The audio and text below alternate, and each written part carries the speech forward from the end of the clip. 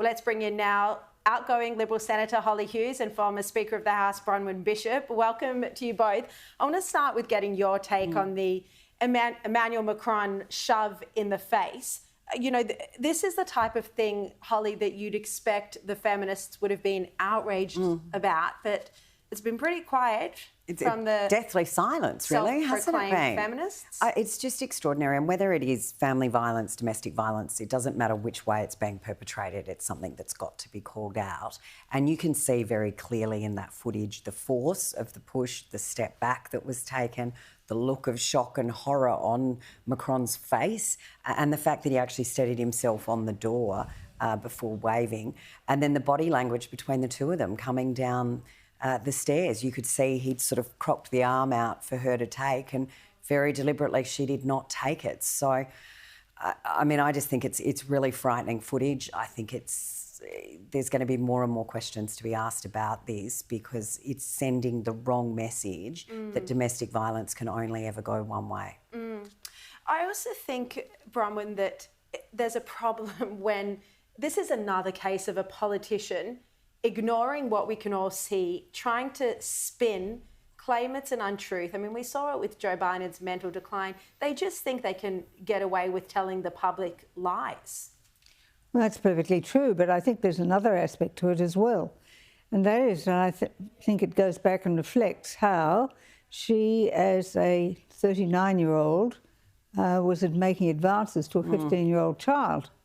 Now, that's a jailable offence here in this country. I'm not sure what the position is in France, but it clearly isn't an acceptable position, I wouldn't have thought. And it's always been brushed over and said, oh, it really doesn't matter.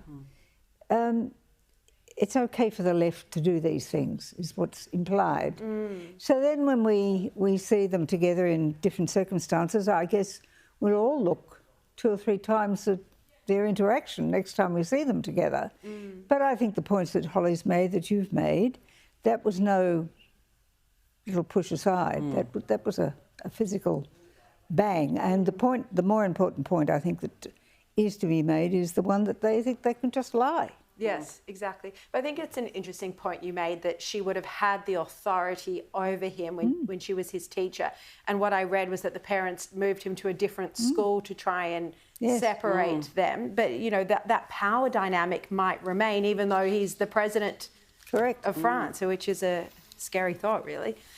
Now, let's turn to this debate that's continuing over net zero. This has once again emerged today in the coalition after Andrew Hastie had this to say. Net zero, again, that's a straitjacket that I'm already getting out of. The real question is, should Australian families and businesses be paying more for their electricity? And should we allow this sort of hypocrisy at the heart of our economy to continue, whereby we sell coal and gas to India and China and we deny it to our own people? That's the question that I think we need to answer.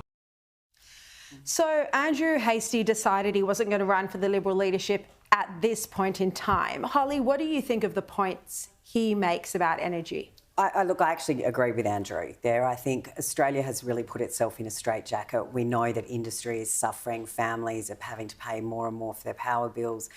The fact that we are 1.3% of global emissions, we are going to make zero difference on the global stage.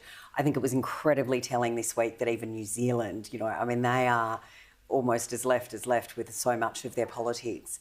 They've walked away from net zero. When something isn't achievable, like, everyone wants a reduction in emissions, but I think we need to stop chasing it at such a huge expense for all Australians and start to reprioritise ourselves as a nation, as other nations are doing. And as technology evolves, I firmly believe technology will continue to evolve so that we will be able to reduce emissions. But the fact that they've put this cap on it, they've put this target timeframe on it, and it's clearly not something that's achievable.